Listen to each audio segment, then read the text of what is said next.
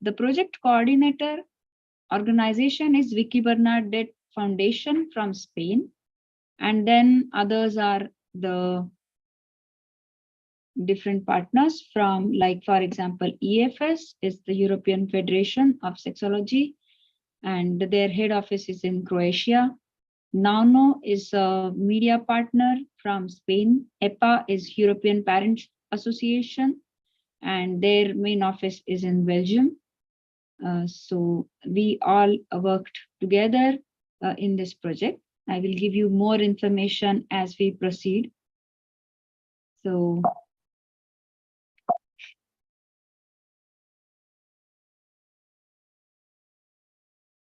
this is the agenda for today. Welcoming the guests with light refreshments and drinks. You all are welcome here to have the light refreshments and drinks. They are there backside. Presentation about the project will be given by me. Working for the project, Nelly Nelly Lohivori will share her experience about working for the project. We have Alan Chippe, and he is the director for one of the preschool and daycare here, and he will share his experience and his comments about the subject. Then Simran, who has designed the children's activities for this project, she will share how did she design and what was her thought behind this process, and how the circle time activities can be used for when we are dealing with the children, because this topic is quite sensitive, and how you can talk to children about it without disturbing them and giving them the proper knowledge. And then the floor will be open for the comments and suggestions by the online audience. And then we have a relaxing painting activity by Maria Surla. She's our colleague, and she's also the director on CC's board. So we welcome all of these participants and all of you who are there joining us from different countries. So thank you very much for this response. And let's move further. If you have any doubts or queries, please write those down, and then towards the end, we can have this interaction.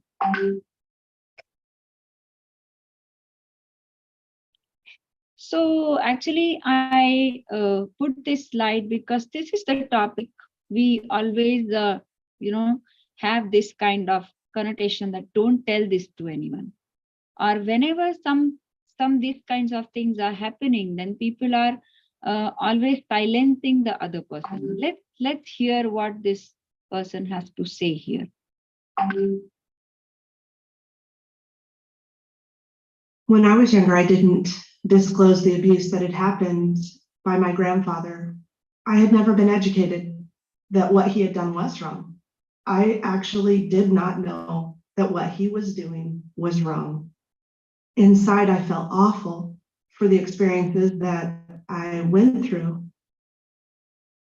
And I was ashamed to say that that had happened to me.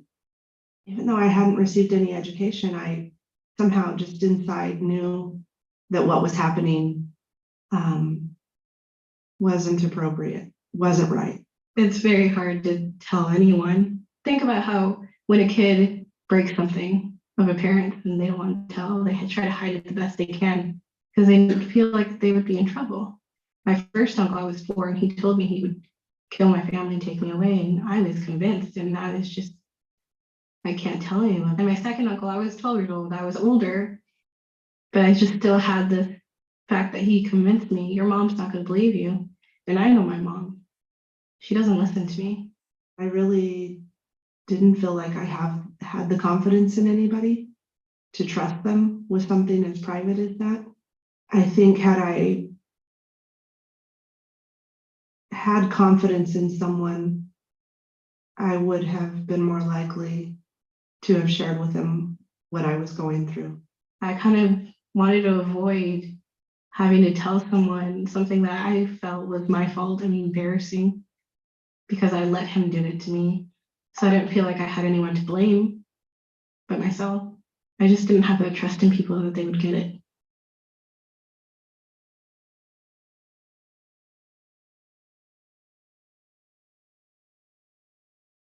Yes, so this is like EU says that this is 20% of the children, those are in the European Union area, and they have been suffering through child sexual abuse, and that means it's like 5 in 1 person is sorry 1 in 5 person is affected by this abuse, and it leaves a lifetime scar on their mind, and it becomes very difficult for some of them to lead a normal life.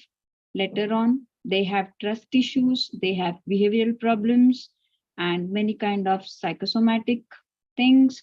So it is really, really important that we hear them. And that is the basis of this project, that we wanted to give them the tools. When I was Sorry. Yeah. So let's see what EU has to say about this child sexual abuse. So EU has decided that this is going to be the priority. Mainly, they have decided a period that from 2020 until 2025, they are going to deal with this problem on priority basis. Of course, this problem is important in all times, but this is the timeline they want to uh, choose, and they are working on that. So they say that the EU strategy for the period 2020 to 2025, it sets out a comprehensive response to the growing threat of child sexual abuse, both offline and online.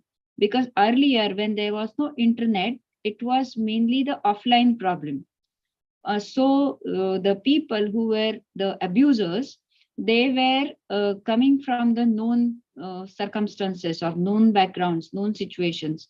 But because of the internet, the child pornography and all these kinds of crimes related to children have risen up to a mass scale. It's a massive intensity. So that's why it is required that there should be some strategies to improve the prevention, investigation, and assistance to victims. So EU is working on that, and it includes 8 initiatives to put in place a strong legal framework for the protection of children and facilitate a coordinated approach across the many actors. So who are these actors? Of course, the families, the early childhood education care providers, the daycares, the preschools where the children go. So let's see what are these 8 initiatives. So these 8 initiatives aim to ensure complete implementation of the current rules, then ensure that EU laws enable an effective response, identify legislative gaps, best practices and priority actions, strengthen the law enforcement efforts at national and EU level, enable EU countries to better protect children through prevention, establish a European Center to prevent and counter child sexual abuse, galvanize industry efforts to ensure the protection of children in their products, improve protection of children globally through multi-stakeholder cooperation. So I guess this is really something very vast list of initiatives, of objectives for these initiatives, and we all need to work for this. This is not only one institute that can work about it, but we all need to put our attention to this issue and try to put in all our efforts of what we can do. So for this project, we all worked together. The Vicky Bernadette Foundation, they are expert in child sexual abuse, like handling it and helping the victims. So that organization is from Spain, and they are the main projects coordinator. Then the European Federation of Sexology, they are experts in sexuality and sexual education. So they have worked mainly for teacher training program in this project. and they are from Croatia. Then the European Parents Association, experts in the family needs, and then they are working with the families across the Europe on various issues. So they are the key people to work with the families. And their main seat is in Belgium, and but the data collection was done mainly from Serbia, where they have their members. Then the Nano enterprise, that they are experts in design and dissemination of the project. So they are again from Spain. Council for Creative Education, we are the experts in the children education from early ages, because we have the courses related to early childhood education. We take people throughout the training for the early childhood education, mainly in Finland. So we were contributing in this project related to the products that were supposed to be designed for the children. This project is co-funded by the Erasmus Plus program of the European Union, as I said before.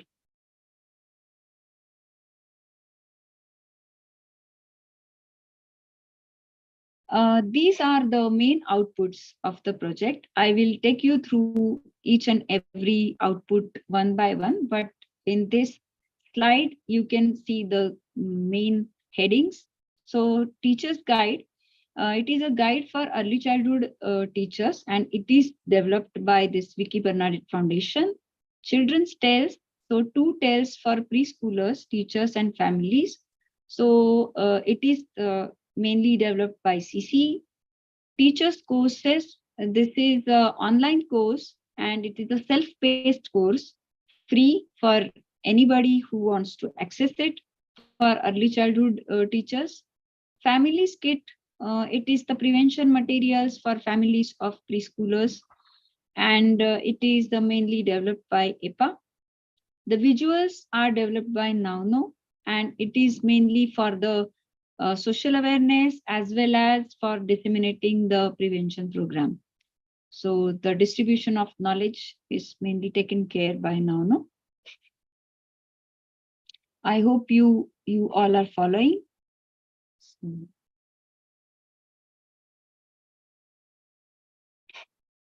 So some more details about this didactic guide.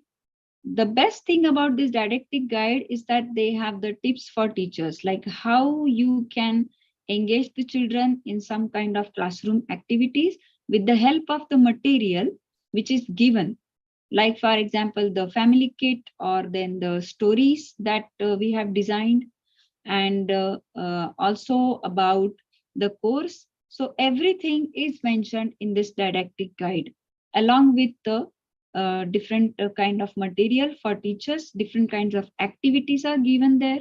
Also the assessment, because that is what we are always want to know, is that if the child has really understood what we have been talking about. So they have given nice assessment strategies. This didactic guide and the other products also will be available on a website through which you can access this material. And it will be free for everybody to use. So this is a very this is a 39-page document where everything is given in detail about engaging the children into those activities. The output 2, this O2 is stories for children. There are 2 tales, and which are mainly focused for the 4 and 5-year-olds. They are developed on the basis of 2 different themes. And we are not only talk about the child sexual abuse, but there are many concepts related to that. Like, for example, respecting each other's privacy, knowing your limits, knowing the limits of other persons. Then we also talk about the good touch, bad touch, but not in exactly in that sense. Then we also talk about not keeping secrets. We also talk about loving each other, so that we don't want to really, frighten the kids that, oh, you don't talk to strangers, don't interact with people. We don't want to do it in that way, but we want them to understand what is the difference between keeping a secret and telling some information to their parents if they are, they are feeling awkward or not so comfortable, as we saw in this video earlier, that the survivor was telling that nobody had taught her that whatever her grandfather was doing was not right, and she could have shared it to somebody else. We often see that children think that maybe because some adult is doing something to them, they cannot stop that adult. They are just like, children. They can't really resist. They can't refuse that person. They can't reject that person. So they just try to bear the pain, and then it becomes very traumatic for them. So it is also about the sexual education for them, like, knowing what are their private parts and things like that. You can see there are these two people, Leo and Sarah. These are two characters, and for both the stories, these are the main characters. And then they are talking about different things in their life, and they are discussing with each other. So these books are really, really beautiful. I will show you the cover of these books. And at the end of the books also, there are some tips given for the parents and teachers, like how they can, with the help of the story, how they can talk to the children, and how they can help them understanding these concepts. So there is some more information about this output, because CC has been instrumental in developing this. So as you read the caption of this slide, their stories, their choice. So what we have done here is that we involved the children, not only from Finland, but from all the partner countries. We involved the children for choosing the look of the characters in the story. And we gave them some options. The characters were designed by an illustrator from Nauno. And then we gave them these options, and then we asked them to choose which are their favorite characters by voting. And their opinion was also considered while choosing the names of the characters. Like this Leo and Sarah came, after discussion and voting, and everything has happened. Then we were thinking about, where to base these stories, like what should be the background, like where these stories are taking place, where they are happening. So for that also, the illustrator has designed like about 4 to 5 different kinds of backgrounds. And then we took the printouts of the backgrounds, and then those were shown to the children. And then again, the children, they voted for that, and then the backgrounds were chosen. So Sarah and Leo were the most popular names across the country. So we finalized on those names. All this process was not easy as it sounds, because we were facing some challenges due to Corona. And that time when we tried to have this activity, because of Corona, our entry was restricted to the schools. But thanks to the teachers, enthusiastic teachers, who said that, okay, you can let us know what we need to do, and we will do it for you. So I'm really thankful to those teachers who took this initiative. So one such teacher was Carmen Pobos. So she has really helped us in conducting these activities. Uh, there are some photos of these activities which were conducted. So now you can see that the characters, they were displayed, different different hairs and different types of clothes and different types of emotions. Everything is there. So we gave them these options, and then they had to select that which they like the most. And then there were these names choice. So some names for girls and some names for boys came from the audience, and then they again voted for this, that which is the best name. So from Finland, one school like suggested this Ellen and Benjamin got most votes, but then there were other names as well coming from other schools. And you can see that they were really engrossed in doing the activities. And these are again some pictures, and then they were listening to the instructions, totally focused and keeping their heads on the tables. So they were really sweet. And then again choosing the background. So the pictures were like 4 pictures or 5 pictures were kept in different parts of the room, and then we were asking them to go to the one to first to take a look at all the pictures, and then they can stay at one picture which they like the most, so that we can count them and then we can see that how many votes they have got. So this is how the process was conducted. And I guess this is very important for developing the student agency. We keep on discussing about it. In Finland, it is very much valuable.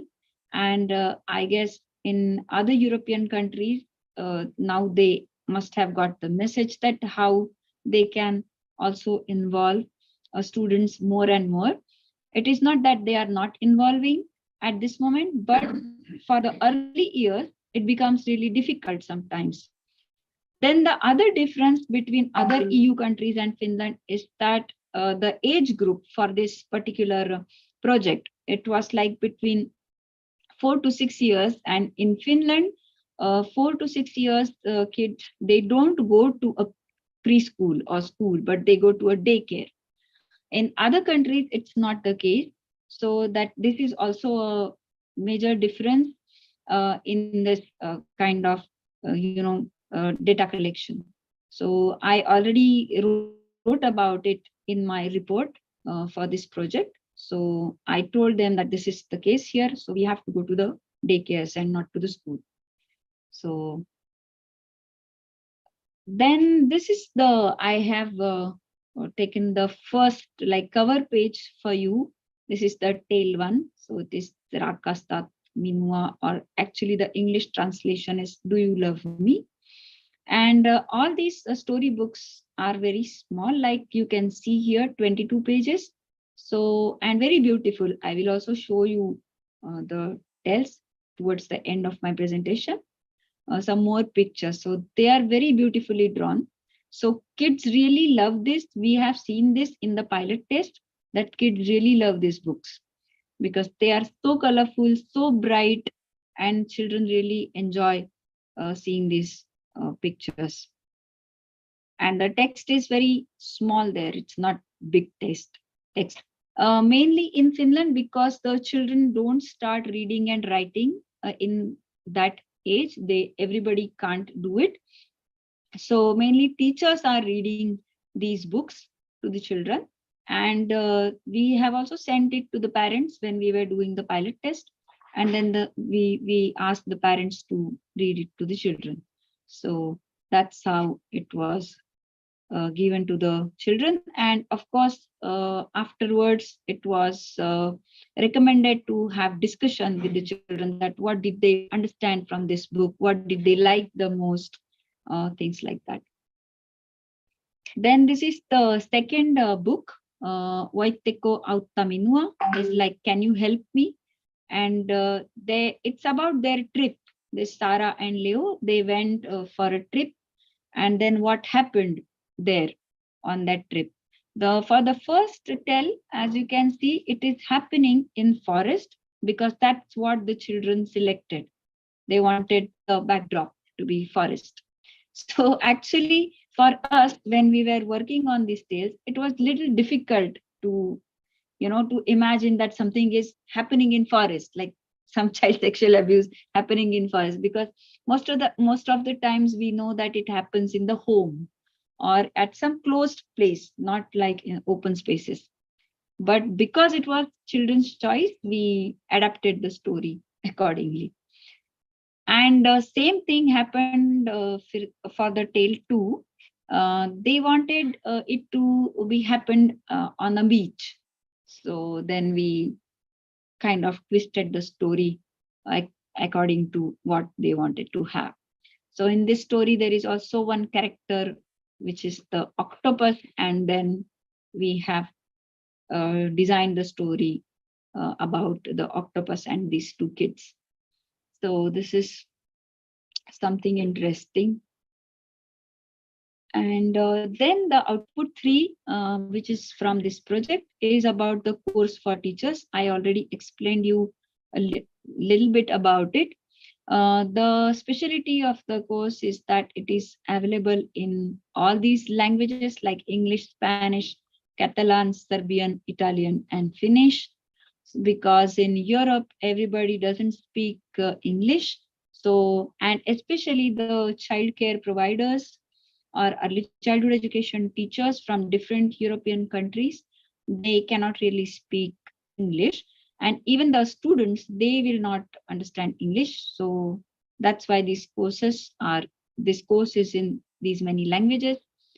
And as you can read, the main two objectives of the course is like, first, to sensitize the teachers, the early childhood education teachers, for about this topic, and then giving them the knowledge, some basic knowledge, like what happens when a child goes through this kind of experience, what does it mean, what are the, how we define it. So all these things were are given there. There are videos, recorded clips are there, and then it's like, as I mentioned, self-paced course. So, and short videos are there, like 8 minutes, 6 minutes, these types of videos. So it's easy to follow. It will be available when we at the end of the project. So we will also, like CC will let everybody know when it is available online, so that you can go through these outputs yourself. Now the output 4 is a family kit. This is mainly for the parents to understand this topic and other topics related to CSA. And it is also related to the promotion of health and personal hygiene. So all those things are mentioned. Also, there are some suggestions for daily routines, then how the family can, how they should be talking to each other, how the family can understand that if something is going wrong with the kid, if the kid is unable to speak, then how they can, understand, or how they can um, try to help the child, in opening up. So this is what is given in the family kit.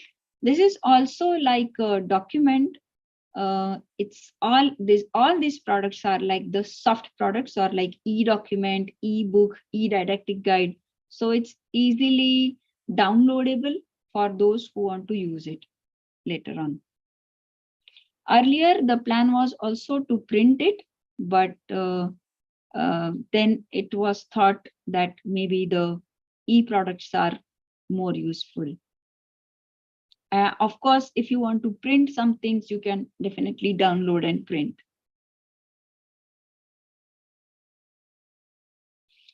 Then there are the output 5 is about the posters for awareness. So as we all know, poster is a powerful tool to give a message in effective way. So there are different 5 posters are designed related to social awareness, so that people can see like what is the CSA means and how it can be prevented. And these posters are useful for the teachers and parents when they want to discuss the topics related to CSA. We have also suggested the teachers that they can take like printouts of these posters and put it in their classrooms. So there is no, because this child sexual abuse or any kind of discussion about sexuality is like a taboo, or people are shy to discuss these things. So to take away that shyness, it is important that we equip them with the knowledge, the right knowledge. So that's why these posters are very important.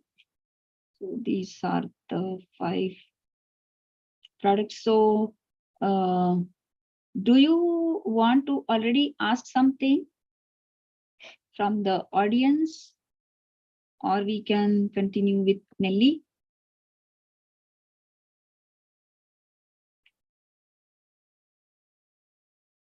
Okay, so I don't see any hands raised. So Nelly is Nelly Lohivori. She has been a teacher in the schools here in Finland, and classroom teacher, and also language teacher.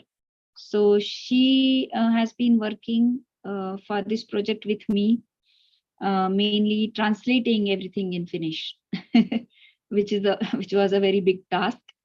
So Nelly, how was your experience when you started working with this project, and what were you expecting, and what do you think now? Hi, Shirin, and thank you. Thank you for asking. This was really an interesting project also for me, even though my role was only super small. I was not involved with creation of the materials, but I was only enjoying the fruits of the project because I was able to read the materials because I was translating them from English to Finnish.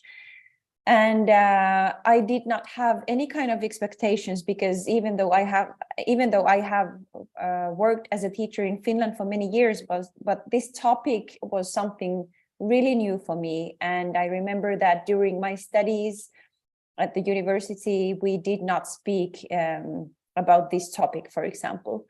So everything was new for me. And now when this project is at this point, I can just comment that I think one of the greatest things about projects like this is that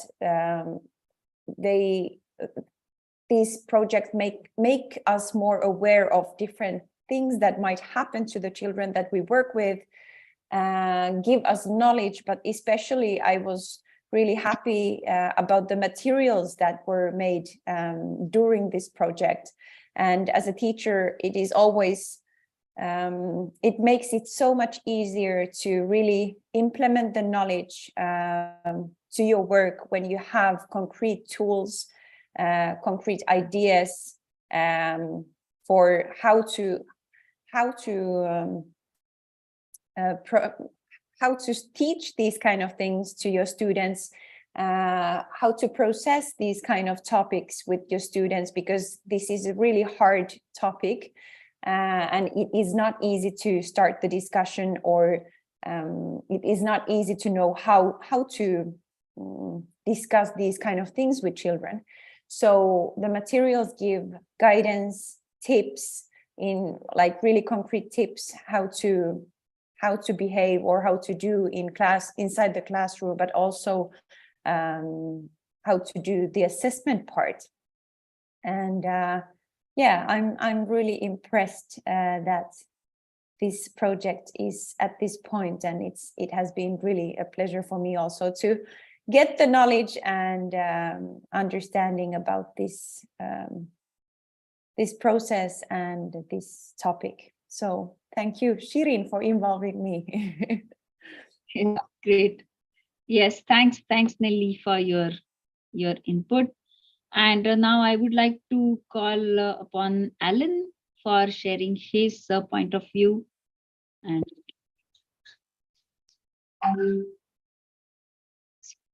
you can share.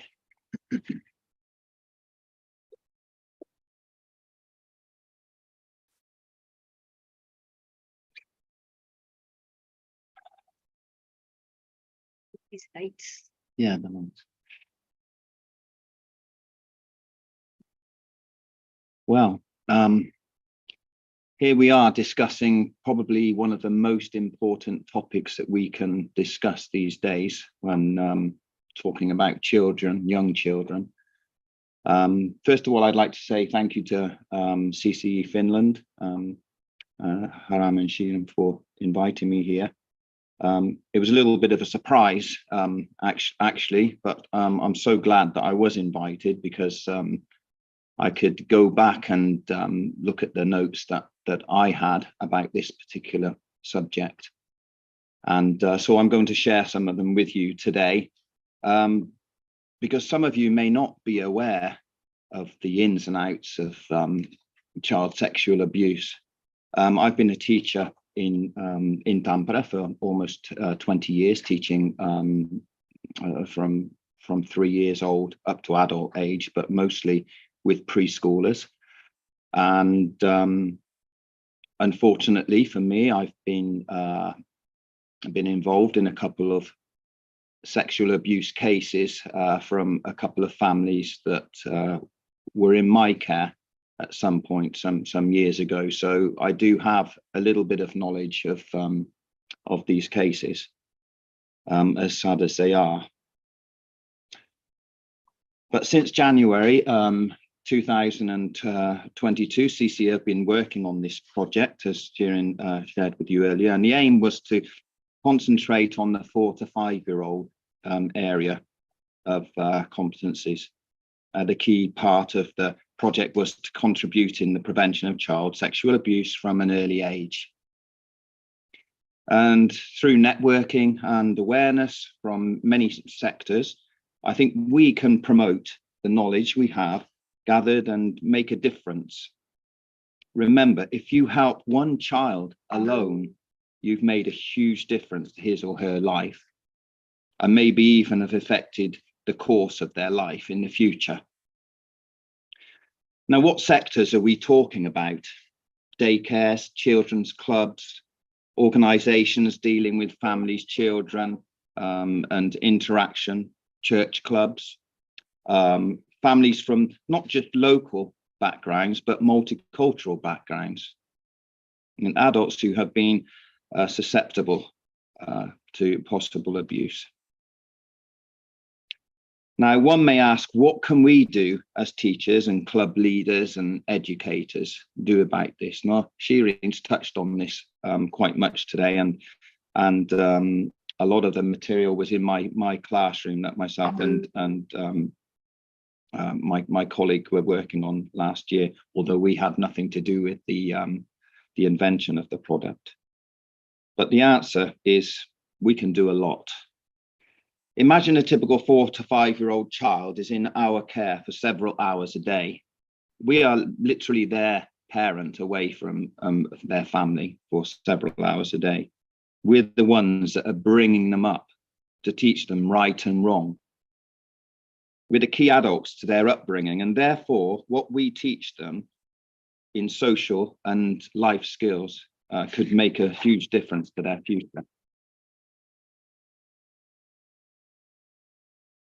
As educators, we aim to be the trusted individuals, and that is the key point here. We, as teachers and educators, have to somehow, with experience and gain the child's trust, because that's most important in a child's life, that they get to trust you, because if they get to trust you, then they open their mouths about all sorts of things, and the things they tell you are probably things that you don't want to know half the time, but sometimes things that they tell you could be more serious.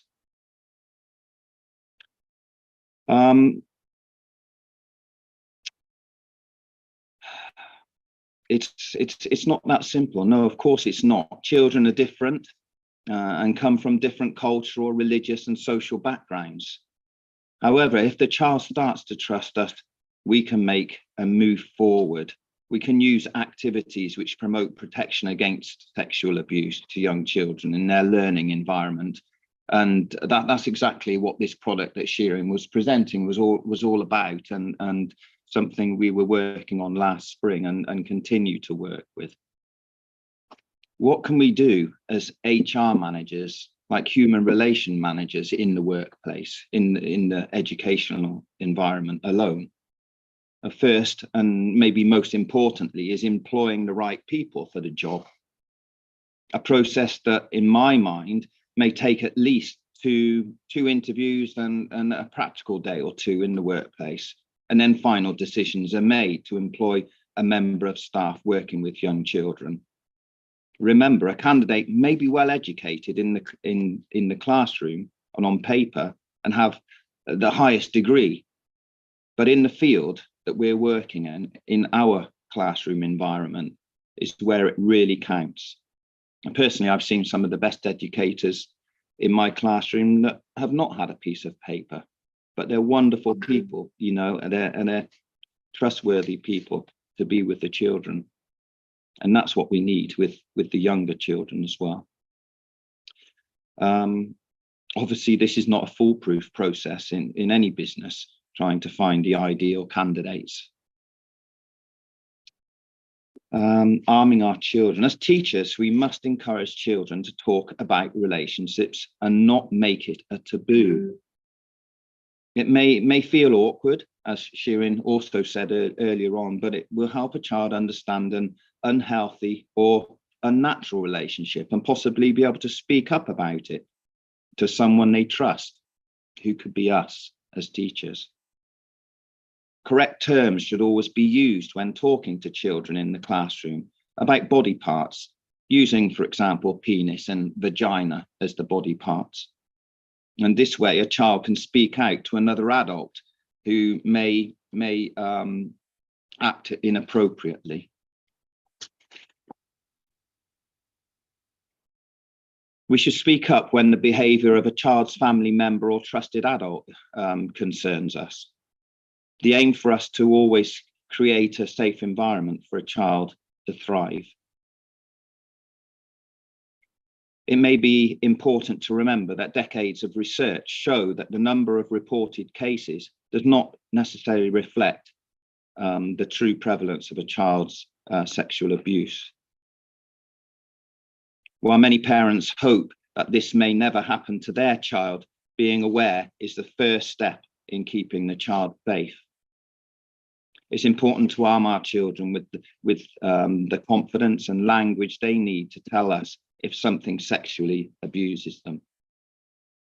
A point to remember is that sexual abuse isn't just from touch alone. It includes inappropriate comments like showing photographs or showing the child their own private parts. Any of these crimes have a serious and long-lasting effect on the health of children. And as Shirin correctly mentioned earlier on, things are not the same when we were children. We've moved on to online abuse, which is even more scary. And this is something that we need to also educate parents about and make them aware. And as teachers, we keep the language simple for our young children, teaching them that their private body parts are their own and not to be touched or looked at by others. However, it has to be explained carefully that there may be times it's okay for someone else to look at their body parts. For example, if mum and dad help to bath or shower them, or a doctor examines them to make sure that they're healthy. So there's a thin line. We have to educate ourselves as teachers and work with parents and use the simplest language possible, especially when we're dealing with children from 4 to 5 years old. Children should be assured that they can talk about anything to parents, no matter what, and assure that a child will never get into trouble for telling them if something's bothering them. or they think someone else has done something they shouldn't have done with their body. Remind children never to keep secrets, and this is a key point, never keep secrets from mum and dad, and no one should ever ask them to keep a secret about something that's happened to them. Explain the difference between secrets. For example, a secret surprise party for dad is not the same as a secret about being sexually touched by someone. Signs of sexual abuse in young children could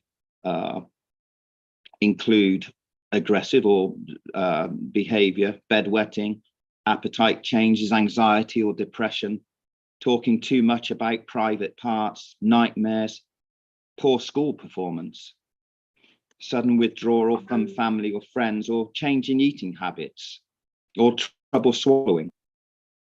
We've got to educate parents to these things, and I will talk in a few minutes about what we've done in my classroom.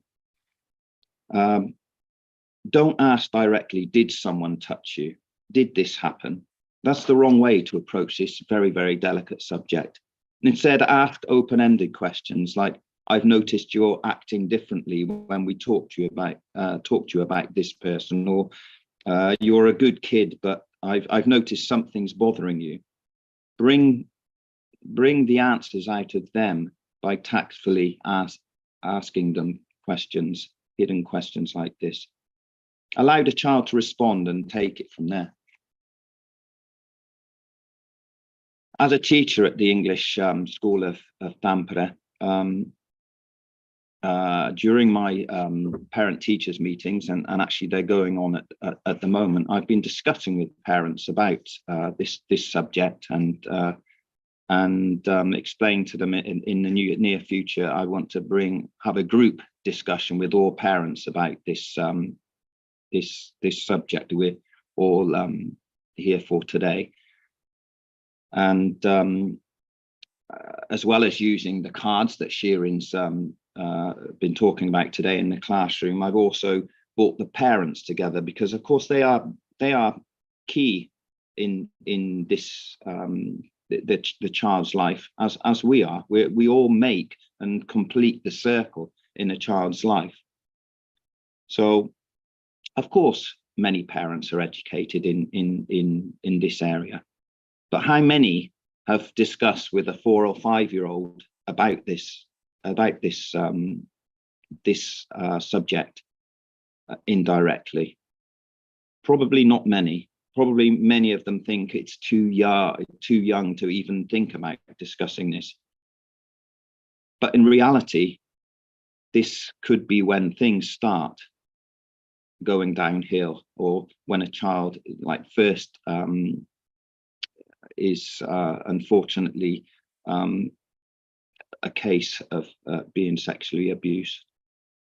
So although physical signs of sexual abuse are rare, we always have to listen to a child's voice and complaints, and look out for things like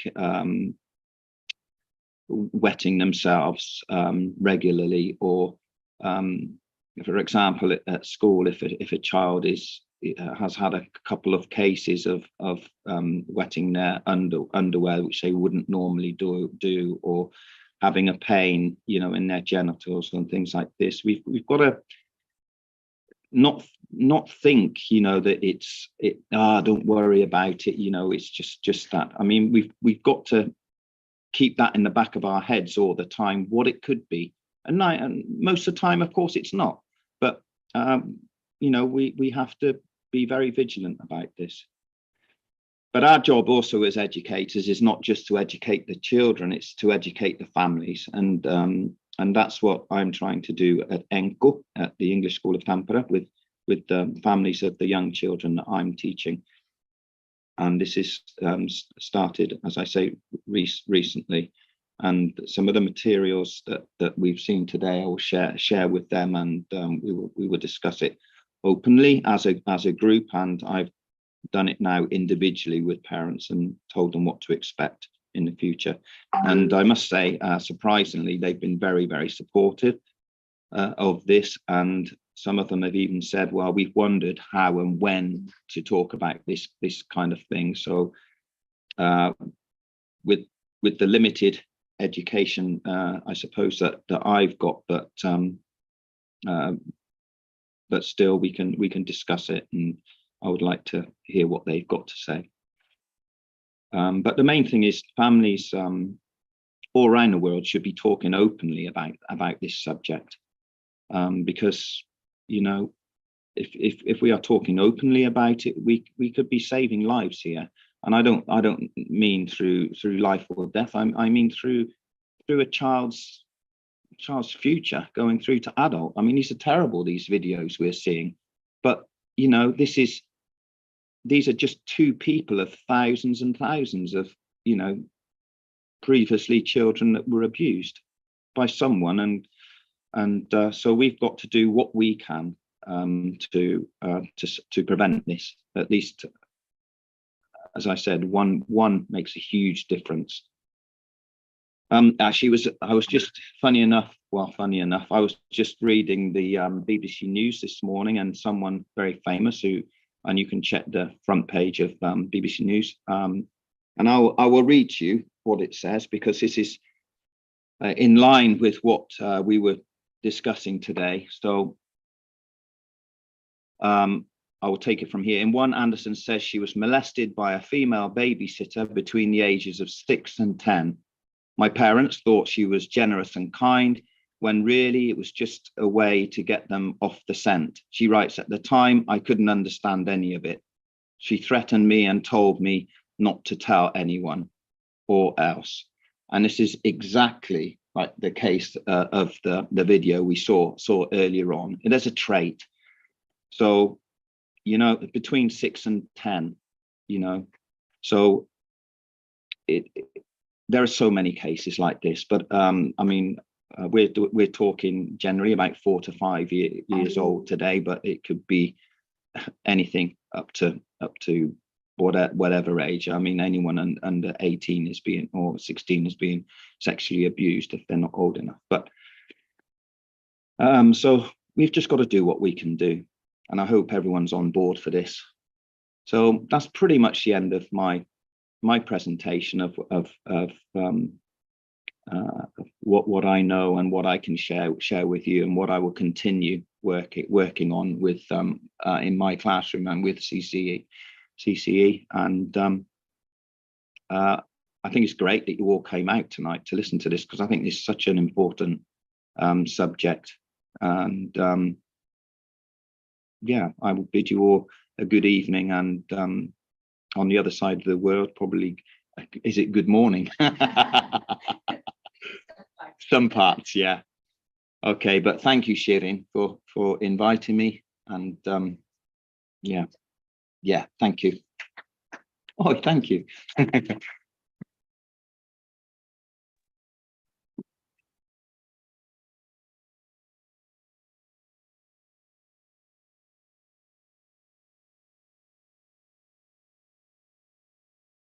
Thank you, Alan, for your detailed speech, and we really appreciate what you have said. So can I call upon Simran if she's there? Is she there? Simran has prepared a video where she will explain her part in the project. So if it's okay, I will share my screen next, and I will play Simran's video where she talks more. Okay.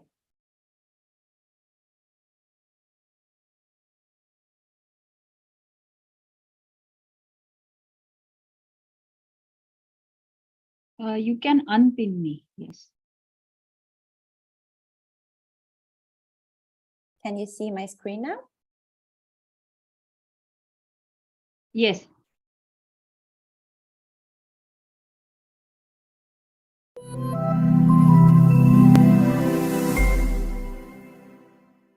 Hello and good evening to everyone. This is Simran Balani, and I am Pedagogical Director with CCE Finland. I wanted to record this message since I cannot be there personally, but I wanted to express my joy, my gratitude of being a part with Erasmus CRUP project through CCE Finland.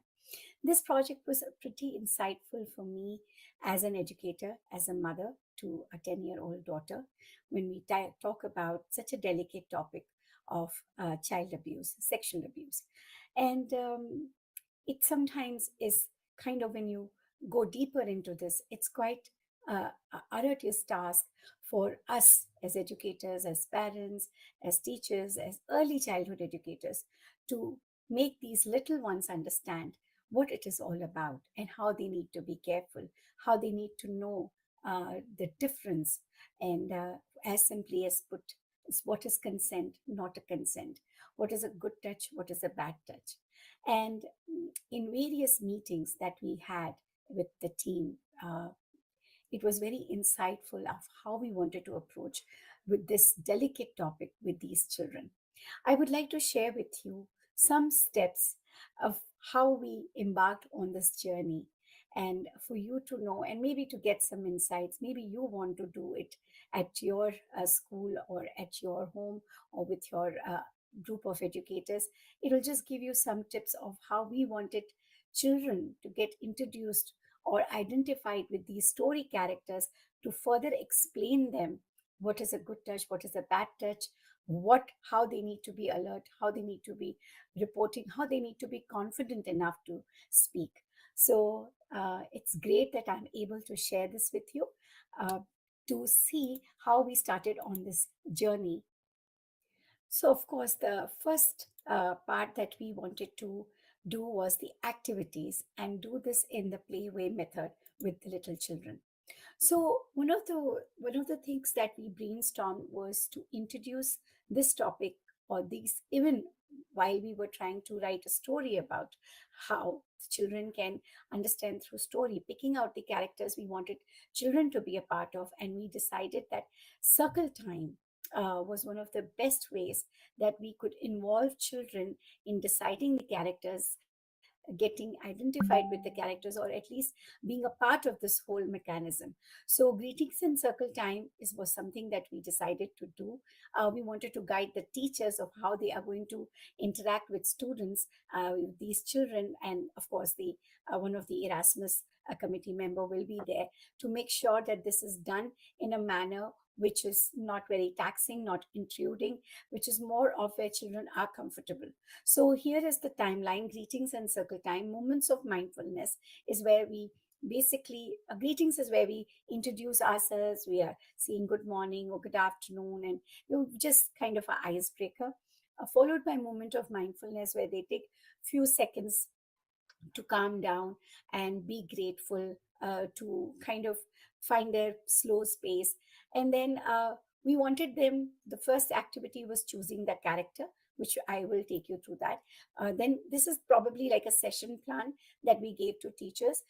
Then of course a short break. The second activity was proposing the names. What would they want to name these characters? Then again a short break, and then choosing the background that they would want, whether a forest or a beach. And then of course it was a goodbye song and how they would leave the classroom. So these were few of the activity materials that were kept ready so the children can be involved in these activities and do this entire session in a playway method. And these are some of the characters that were, thanks to the illustration teams who came up with. All right, and then circle time. In this, the circle time rhyme or energizer was preferred in local language. The facilitator will ask children what are the favorite names of girls and boys that they want to name these characters. And 4 were taken, and then of course the shortlisting was done. And kids were given this chance to, vote and shortlist and finalize the name with their own class. And then, of course, this was other step for the kids who could further participate in this activity. And this was how the background was chosen. Looks lovely. I'm looking forward to having this book soon and reading it. Now I will take you through how did we develop this entire exercise of, even for the teachers or Erasmus committee members who would not be aware of circle time, how can they go and conduct this in preschools? What are the activities that they can weave inside through the circle time? So this is very important for any early childhood educator to know. And in fact, with CC, we are doing these kind of not circle time, but student teacher time for grades 1 to 12, because this is the main bonding and socialization time. Uh, in of course, in kindergarten, children sit in a circle. Here, the Erasmus facilitator was asked to kind of direct the activities and somewhere encourage the children to speak up. Of course, and they had a ball or an object that was rolling around. So each child would get a participation and they would wait for their turn to speak. So circle time was also for children to familiarize themselves with the Erasmus team member, because otherwise it will be like a stranger coming into the classroom. And it was also helping encourage the interactions and develop the positive relationships, which is again a key factor of circle time. So here is how we did the greetings. We gathered the children and play light music to get their attention. And visiting teacher will ask simple questions like, how is your day? How are you doing? Or maybe even go a little further, like, how is the weather? What did you do last evening? Did you have a good dinner? And etc. And then here, the moment of mindfulness, we kind of made instructions for that, that how do the Erasmus instructors, if they were going, how will they conduct this, and why are they conducting this, and how do they go about of starting this and ending this. And of course, this is another fun part where children are now told to get up and dance on a action song. This basically, in our terminology, we put it under music and movement. This again puts in a lot of energy, and the children are getting more familiarized with the this new person and with their own teachers also. And it's a nice bonding time. If the child is shy, they come out of that shyness and participate in this whole music and movement. And here was some sample that one of the songs is that is most liked. I've done this with adults also, and it was fine. And I hope you got into early childhood. You can also do it with your children. And then this is where usually we end the circle time, but within this circle time, we were going to weave all these activities. This is basically a mind map of the activities that I read out to you on the first page. And we did here, the activity was done with beads so that they can choose their characters. So the characters were kept. The idea was the characters should have been kept, and then the beads are kept on the favorite character, and according to the character which gets the maximum vote is their final character that they've chosen for the storybook. And then they did the class agreements and they decided which one. This is just a sample that we gave so the Erasmus members and teachers could understand how this has to be done. And of course, here were a lot of pictures where, you know, they could choose how the background of their book will look like: a forest, beach, a school, or a village. And of course, this is how we were collecting the response. And last but not the least, was the form, so that, you know, we could document how the responses were collected and how we completed this entire activity. The idea also behind this was that if the children are a part of the story, and when we actually make the story and we talk to them about good touch or a bad touch, or how the mother has explained one character of why they should change behind the closed doors and why they should protect the private parts, what are the private parts, it is more comfortable, and it is more easier for them to understand. So I just wanted to take you through this. It had been an amazing part to be a part of this project, and to be able to go through this whole exercise. And I'm looking forward to continuing this journey with Erasmus, with CRUP, and with CCE Finland. Thank you so much. Have a great evening. I hope you are having a very insightful session with Shireen and all my team members. Thanks again. And this is Simran from India. I look forward to meeting you all soon. All the very best.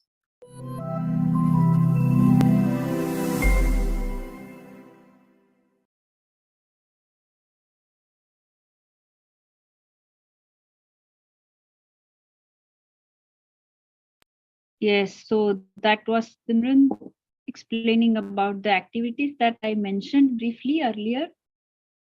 So thank you, Simran, and thanks, Nelly, for putting her video, playing her video. And now we have some painting activity here. Those of you who want to do it at your place, you can do it. You are welcome to share your results later on with us. So, but this is like we are towards the end of today's evening program, because I understand that you people cannot be there like online for the painting activity. Those of you who wants to still stay and see our result, they are welcome. But I guess uh, we can say bye to our YouTube audience, those who are watching us live on YouTube. So thank you everybody joining from various countries, not only from Europe, but from Asia also and from Middle East also. So I really thank you all on behalf of Team CCE, and thanks and bye-bye, and think about this project, think about this problem, and think also about the action that you can take. This project, as I already mentioned, everything will be available online, and once it is available online, we will share this information with you. So take care, and good night to some of you, and good day to some of you. Bye bye.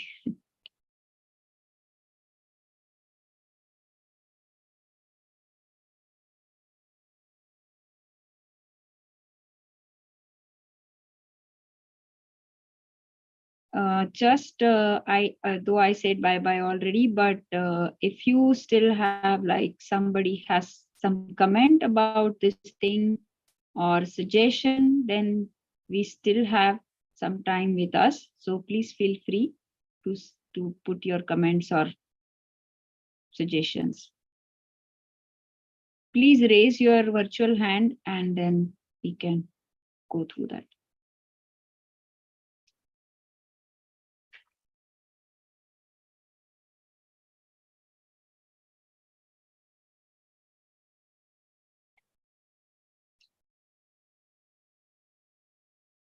Yes, I see one hand raised. Hi, Shirin and Alan and all the team members there in Tampere. It's really amazing. The work done by entire team has been exemplary, and this is a very important topic that we should touch on. We should reflect and be aware about the scenarios. So thank you very much for organizing this, and it's really great, and we are really proud that CC could be able to make a mark in this important project. Congratulations! I'm super proud of this.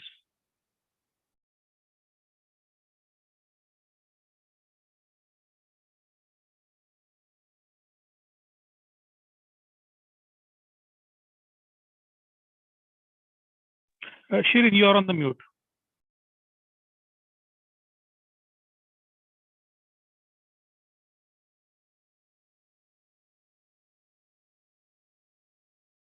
Yes, thank you, Aaron.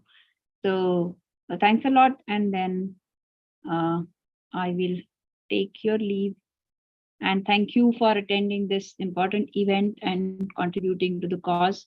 And please continue taking the action. And please be in touch with me if you want to get some more information about this project. Bye bye.